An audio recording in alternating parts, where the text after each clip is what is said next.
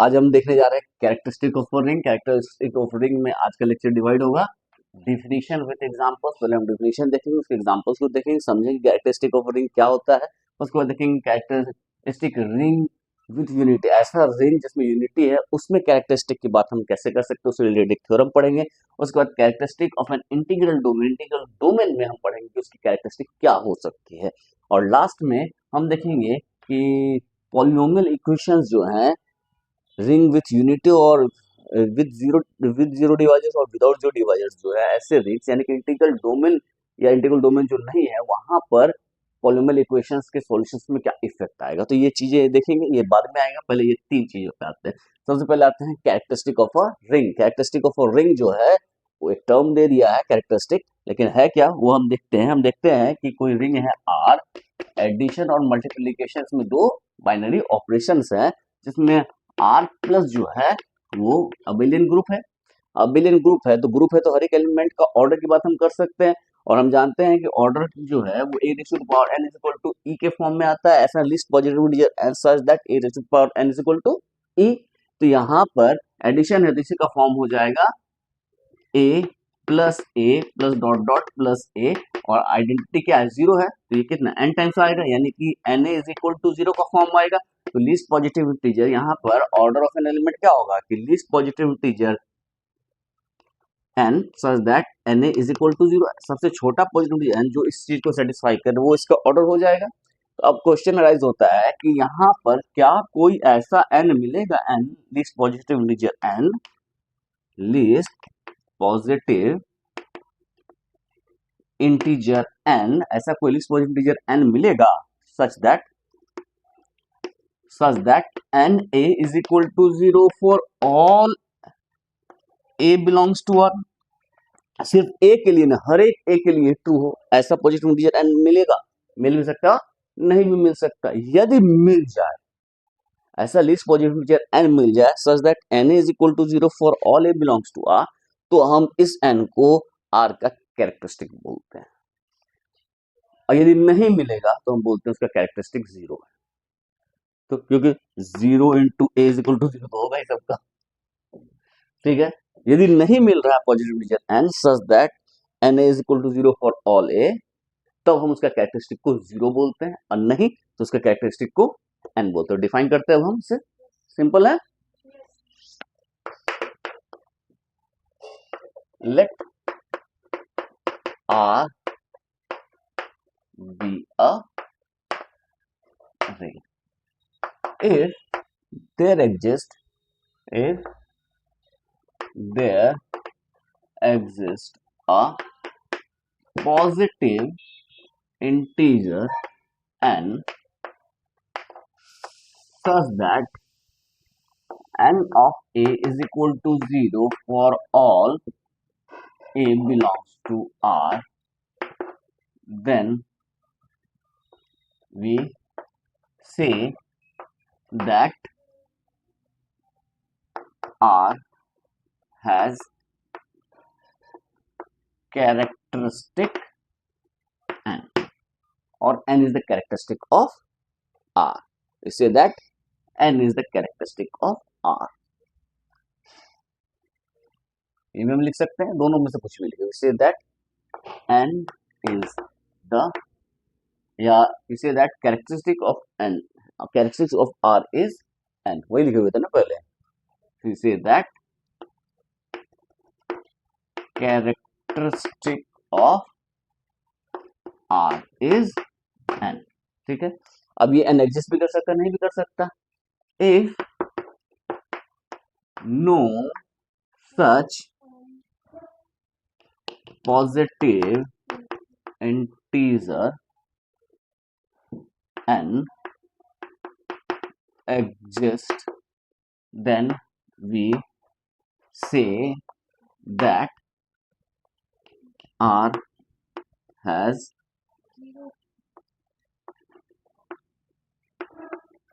Characteristic zero, ठीक है। Zero कहते हैं तो जीरो कैरेक्टरिस्टिक हो गए, इसमें कोई इशू नहीं है। एग्जांपल बहुत सिंपल सा है, कोई भी रिंग लेते हैं, मिला तो मिला, नहीं मिला तो नहीं मिला। सबसे सिंपल रिंग क्या था, Z डॉट, ठीक है, कैरेक्टरिस्टिक क्या है, इज 0। अब हम जेड पी की बात करते हैं, addition modulo P multiplication modulo P, इसका कैरेक्टरिस्टिक क्या होगा, ये हो जाएगा पी। पी कोई प्राइम है, P is a prime, P is a prime, characteristic इसका पी हो जाएगा। और भी बहुत सारे हैं, अब जैसे z2x,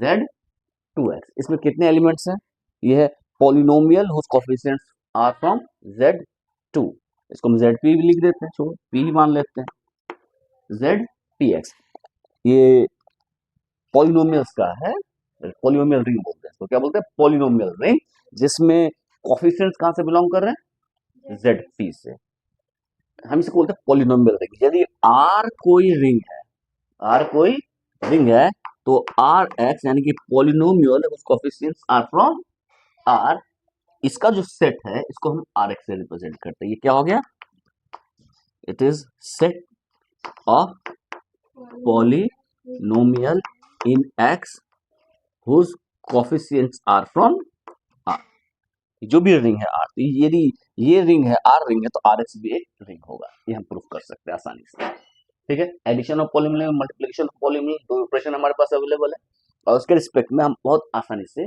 प्रूफ कर सकते हैं कि ये भी एक रिंग होगा। तो ये भी एक रिंग है, ये भी क्या है, एक रिंग है। इसका कैरेक्टरिस्टिक क्या है,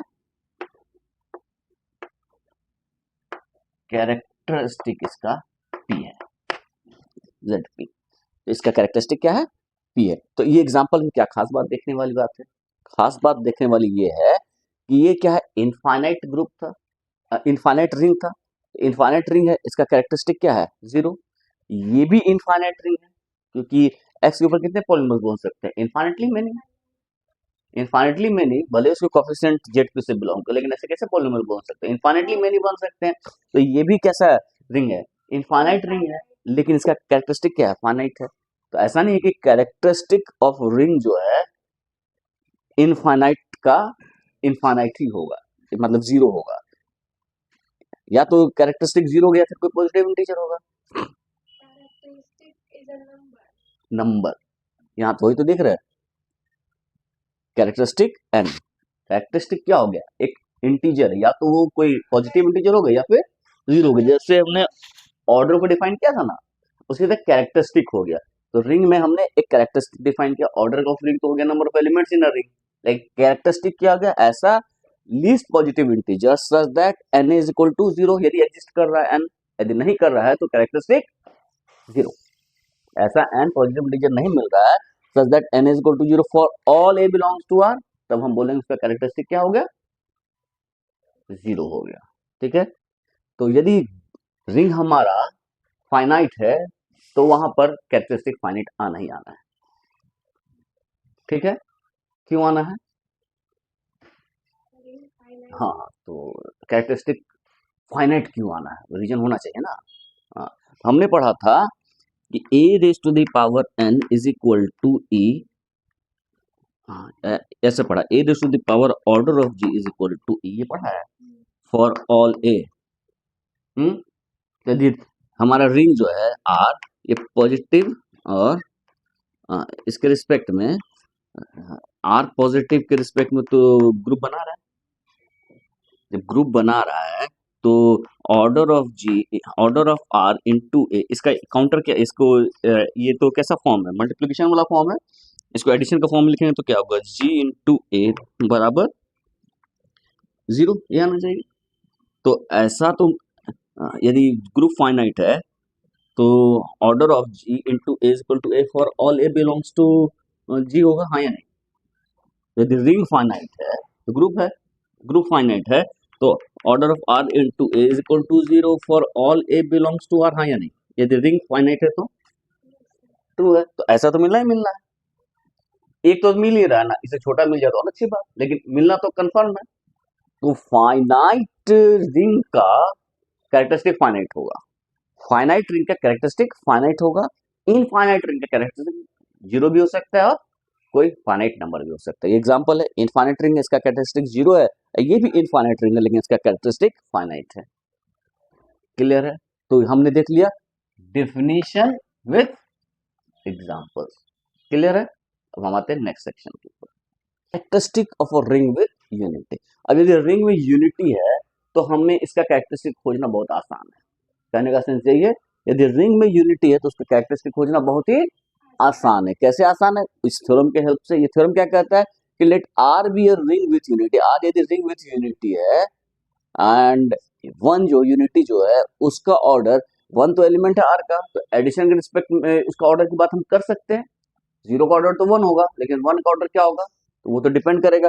यदि ऐसा n इंटू वन बराबर जीरो आ जाए तो n इसका ऑर्डर हो जाएगा। तो कहता है कि यदि n का ऑर्डर r में वन है, इफ r प्लस n, हाँ, the order of unity in r is है, यहाँ पर is n, then characteristic of r will be n, otherwise characteristic of r is zero. यानी n ऐसा इसका ऑर्डर n नहीं मिल पा रहा है, मतलब इसका ऑर्डर इंफिनिटी ऑर्डर हो जाए, तब इसका कैरेक्टरिस्टिक क्या हो जाएगा आर का, जीरो हो जाएगा। मतलब ऐसा कोई एन मिलेगा ही नहीं such that one N into one बराबर जीरो आए। ठीक है, तो इसका कैरेक्टरिस्टिक ऑटोमेटिकली जीरो हो जाएगा। तो हम इसी को प्रूफ करना है। प्रूफ बहुत ही सिंपल है, 3-4 लाइन का प्रूफ है। प्रूफ पे ऊपर आते हैं। हम कंसिडर करते हैं let R be a ring with unity one. ठीक है, ring with unity one. Let order of one in R plus B N, that is n into one is equal to zero. ठीक है, इसका n equal to one equal to zero. ठीक है, let x belongs to r। x क्या है, r में belong कर रहा है। देन n x को हम लिख सकते हैं n वन x, इसको लिख सकते हैं n इंटू वन एक्स, हाँ या नहीं, और ये क्या हो गया जीरो इंटू एक्स, यानी कि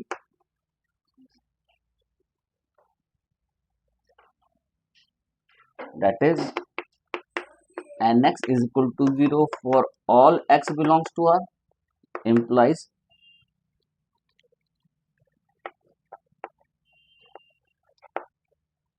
characteristic of R is n।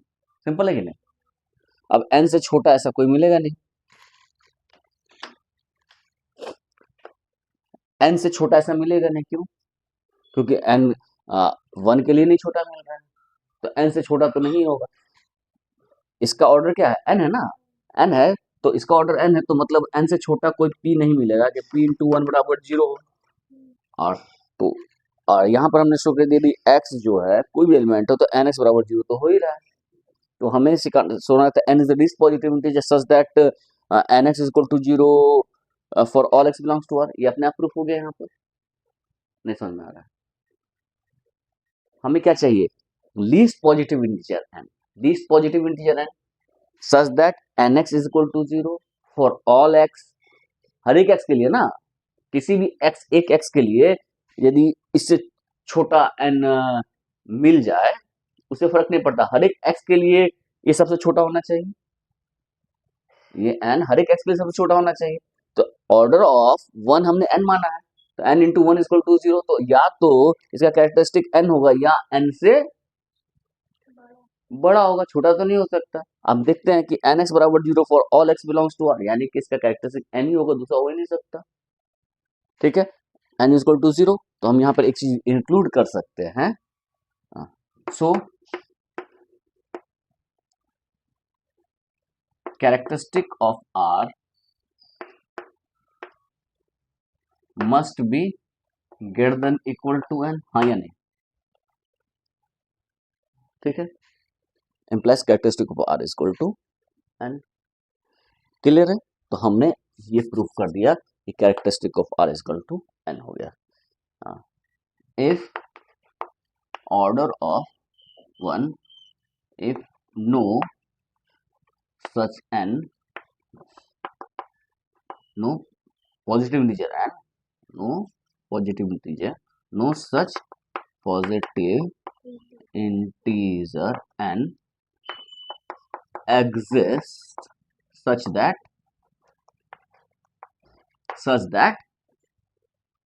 n into 1 is equal to 0, then characteristic of R will be 0। हाँ या नहीं? क्योंकि ऐसा कोई n ही नहीं मिलेगा, तो 1 के लिए नहीं मिल रहा है, तो हर एक x के लिए मिलने के बाद खत्म हो गया अपने आप। एक तो x मिल गया ना। हमने क्या देखा कि n x is equal to 0 आना चाहिए फॉर ऑल x, तो 1 के लिए ही नहीं मिल रहा है, तो n x बराबर 0, n इंटू 1 बराबर 0 नहीं मिल रहा है, तो एक के लिए भी नहीं मिला, तो कैरेक्टरिस्टिक इसका तो कम से कम 0 होगा। हमको तो हर एक के लिए चाहिए ना, 1 के लिए नहीं मिल रहा, इसका कैरेक्टरिस्टिक क्या हो गया? 0। तो हो गया प्रूफ थ्योरम। कोई दम नहीं है थ्योरम में। Characteristic of an integral domain, integral domain के कैरेक्टरिस्टिक की बात करते हैं, तो हम कहते हैं इसका बड़ा सिंपल सा है, characteristic of an integral domain is either 0 और अ प्राइम नंबर। कैरेक्टरिस्टिक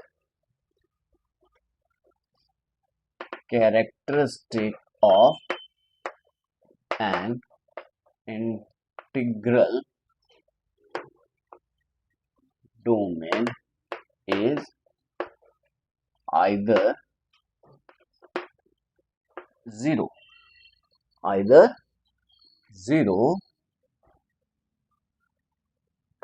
और a प्राइम, या तो 0 होगा या फिर प्राइम होगा। प्रूफ बहुत ही सिंपल है। हमें क्या मानना है? इंटीग्रल डोमेन मानना है। तो let R be an integral domain. Integral domain है तो आइडेंटिटी के अंदर बिलोंग करेगा। implies R contains unity, that is 1 belongs to R such that 1x is equal to x, 1 is equal to x for all x belongs to R। हाँ या नहीं?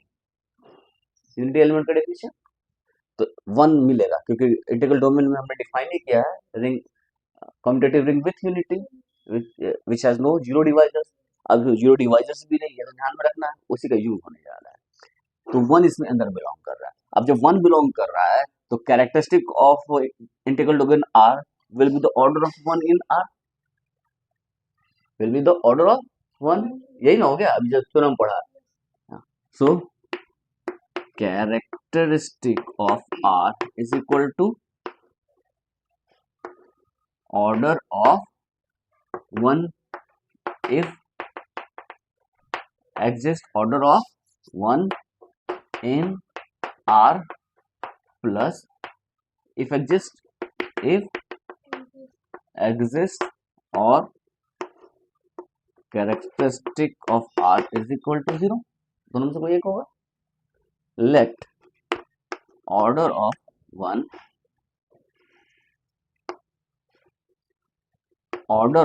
1 is equal to n in R। इस group में इसका order क्या है? 1 मान लेते हैं, n मान लेते हैं, कोई दिक्कत? तो हमें शो करना है n इज अ प्राइम। ठीक है, वही ना खत्म, यही हमें प्रूव करना है, क्योंकि या तो 0 होगा या फिर n होगा। n होगा तो n प्राइम कर दे, तो हमारा काम कर रहे हो प्रूफ। क्या प्रूफ करना है? n प्राइम है। n प्राइम है तो प्राइम नंबर की क्या प्रॉपर्टी है?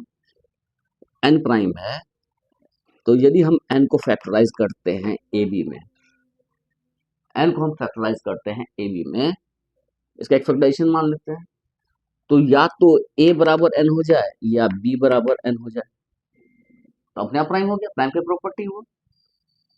फैक्टराइज कर रहे हैं, ये कोई भी फैक्टराइजेशन है, या तो ए बराबर एन हो जाए, बी बराबर एन हो जाए तो प्राइम नंबर हो जाएगा, हाँ या नहीं? प्राइम नंबर की प्रॉपर्टी है ना, इसको फैक्टराइज नहीं कर सकते। प्राइम नंबर का फैक्टराइजेशन क्या हो गया, 1 इंटू पी या फिर पी इंटू 1, दूसरा कोई फैक्टराइजेशन इसका नहीं है प्राइम नंबर का। हाँ तो मतलब एक, यदि एक एन हो जाएगा तो दूसरा ऑटोमेटिकली वही होगा ना।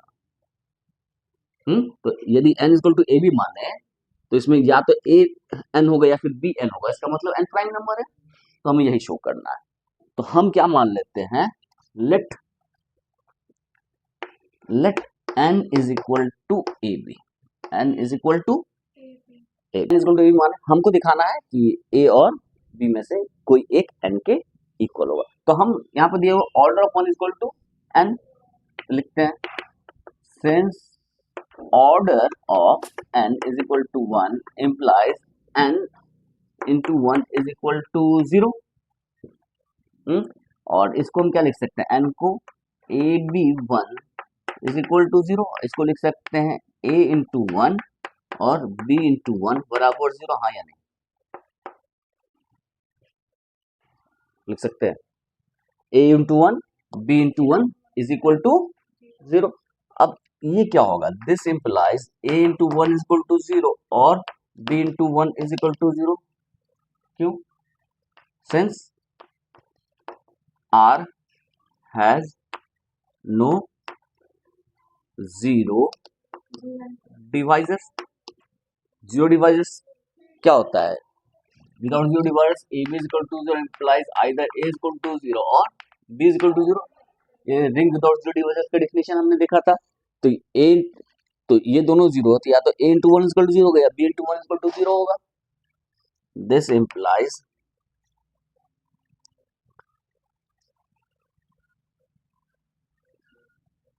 a is less than equal to 1 और b is less than equal to 1, हाँ या नहीं?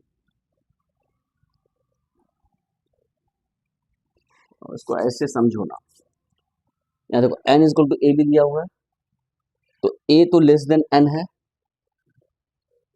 a is less than equal to n हो सकता है और b भी less than equal to n हो सकता है, फैक्टराइजेशन दिया हुआ है, तो a और b दोनों n से तो बड़ा नहीं होगा।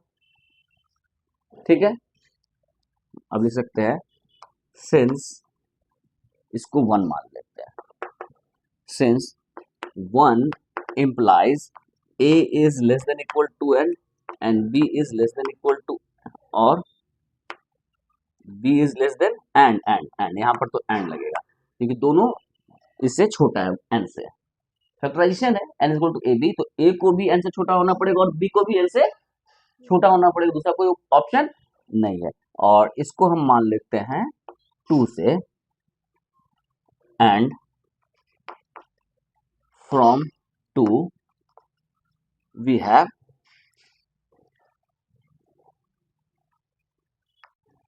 order of a is less than equal to n and order of 1 is less than equal to n, or order of 1 is less than a और order of less than equal to b। हमने देखा था कि यदि a raised to the power n is equal to e आ जाए तो order of a less than equal to n होता है, हाँ या नहीं? तो 1 यानी कि एडिशन में n इज इक्वल टू 0 हो जाए तो ऑर्डर ऑफ a जो है वो less than equal to n होगा। तो यहाँ लिखा हुआ है a इंटू 1 बराबर 0, यानी कि order of a less than equal, order of 1 is less than equal to a हो जाएगा, होगा। तो वही चीज लिखा है कि order of 1 less than a और order of 1 less than equal to b, दोनों से एक ट्रू होगा तो order of a is equal less than equal to a होगा और order of 1 less than equal to b। तो इसको मानते हैं 3 और इसको मानते हैं 4। तो from third and fourth and the fact that order of 1 is equal to n, we have either a is equal to n or b is equal to n, hence n is a prime हो गया proof. या तो zero होगा या फिर ये होगा, तो या तो कैरेक्टरिस्टिक एग्जिस्ट करेगा तो एन है, और एन को हमने प्राइम प्रूफ कर दिया, नहीं तो फिर इसका कैरेक्टरिस्टिक जीरो होगा। तो हमने क्या प्रूफ कर दिया, characteristic of an integral domain is either zero और अ प्राइम, या तो जीरो होगा या फिर एन होगा, और एन को हमने प्रूफ कर दिया प्राइम। एक इक्वेशन है, देखिए इक्वेशन देखो, x square minus 4x plus 3, कोई भी ले सकते थे इनफैक्ट, बुक का एग्जांपल लिया लेकिन कोई भी एग्जांपल हम ले सकते थे। ये इक्वेशन है, इसको सॉल्व करना आता है, कैसे सॉल्व करेंगे?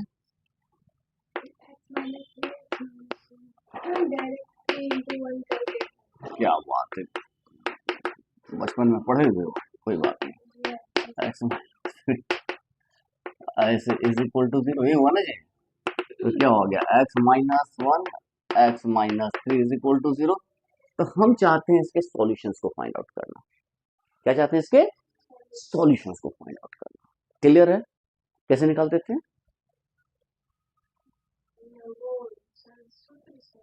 हाँ, क्या इसका सॉल्यूशन क्या होगा? Find all solution of this equation, क्या निकालते थे? हाँ, करते थे कि सर एक्स माइनस वन बराबर जीरो कर देते थे, और एक्स माइनस थ्री बराबर जीरो कर देते थे, तो एक्स की वैल्यू वन होगी या एक्स की वैल्यू थ्री होगी। लेकिन कहाँ, हाँ वहाँ हम लोग जेड की बात करते थे या आर की बात करते थे, या तो रियल नंबर की बात करते थे या इंटीजर्स की बात करते थे, जो भी बात करते थे वहाँ विदाउट जीरो डिवाइजर्स की बात करते थे। यदि जीरो डिवाइजर्स होगा, यदि हम बात करते हैं Z6 में, Z6 में, तो इसके कितने सॉल्यूशंस हो जाएंगे? तो ये क्या कर रहा है कि प्रोडक्ट कितना होना चाहिए, जीरो होना चाहिए। तो Z6 में कब का प्रोडक्ट जीरो होता है, या तो कोई एक जीरो हो जाए, a b is equal to zero, क्या क्या हो सकता है, ए बी का पेयर क्या हो सकता है, एक हो सकता है जीरो इंटू वन, कुछ भी रखें, जीरो इंटू टू कुछ भी रखें, जीरो इंटू थ्री कुछ भी रखें, तो एक बार हो सकता है एक जीरो हो जाए, ये जीरो हो जाए। दूसरा क्या हो सकता है कि टू इंटू थ्री हो जाए, तो एक बार ये हो जाएगा एक्स माइनस वन टू, और x minus three is equal to three. तो बहुत सारा पेपर पेयर्स आएगा, क्या क्या सॉल्यूशन हो सकता है, बहुत सारा सॉल्यूशन हो सकता है। अब जैसे Z12 की बात करते हैं एग्जांपल्स में, Z12 दिया हुआ है, Z12 एडिशन मॉडुलो 12 अब मल्टीप्लिकेशन मॉडुलो 12। यहाँ पर जीरो जीरो का छोड़ के और देखते हैं क्या क्या पेयर है, बताओ तो क्या होगा, 2 6 3 4,